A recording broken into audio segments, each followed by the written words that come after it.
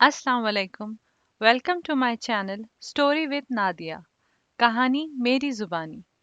अगर आप मेरे चैनल पर नए हैं तो प्लीज़ मेरे चैनल को सब्सक्राइब करना ना भूलें और साथ ही दिए गए हुए बेल आइकॉन के बटन को दबाना ना भूलें। रास्ते से गुजरते एक बूढ़े आदमी की एक नौजवान से तकरार हो गई। थोड़ी देर बहस मुबाहिसे के बाद नौजवान वहां से चला गया। बूढ़े आदमी का गुस्सा अभी भी अपनी जगह कायम था। वो किसी तरह इस लड़ाई का बदला लेना चाहता था। जिस्मानी तौर पे कमजोर होने की वजह से वो नौजवान से मारपीट तो नहीं कर सकता, लेकिन इसने इसका एक और हल निकाला। बूढ़े ने नौजवान के बारे में अफवाह फैलाना शुरू कर दी कि वो चोर है। वो हर राह गुजर से यही बात करता। कई लोग इसकी बात को अनसुना करते, लेकिन चंद लोग यकीन भी कर लेते। कुछ दिन गुजरे तो पास के इलाके में किसी की चोरी हो गई। लोगों के दिलों में बूढ़े ने पहले ही नौजवान के खिलाफ शक डाल दिया था। चोरी के इल्जाम में नौजवान को पकड़ लिया गया, लेकिन चंद ही दिनों में असल चोर का पता लगने पे इसको रिहाई मिल गई। रिहा होते ही इसने इलाके के सरदार से बूढ़े आदमी की शिकायत की, जिसकी बिना पे बूढ़े आदमी को पंचायत में बुलाया गया। बूढ़े ने अपने आप को बचाने के लिए सफाई पेश की।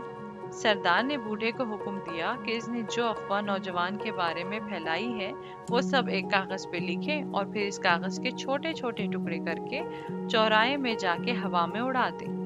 अगले दिन बूढ़े की किस्मत का फैसला होना था। बूढ़ा सरदार का हुक्म बचा लाया। कागज पे सब कुछ लिखा और इसके टुकड़े हवा में उड़ा दिए।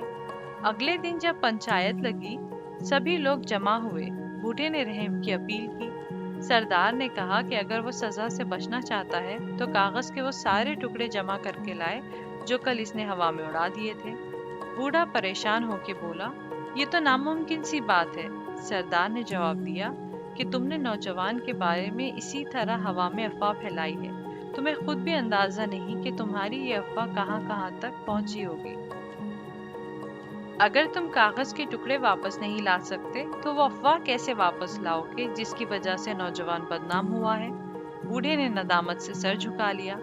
कई बार हम बिना तस्दीक के लोगों के बारे में अफवाहें फैलाना शुरू कर देते हैं। हमारी बिना सोचे समझे की गई छोटी सी बात किसी और की जिंदगी पे कितना असरअंदाज हो सकती है, इसका शायद हमें अंदाजा भी नहीं है। इसीलिए कुछ कहने से पहले हमें उसकी तस्दीक कर लेनी चाहिए।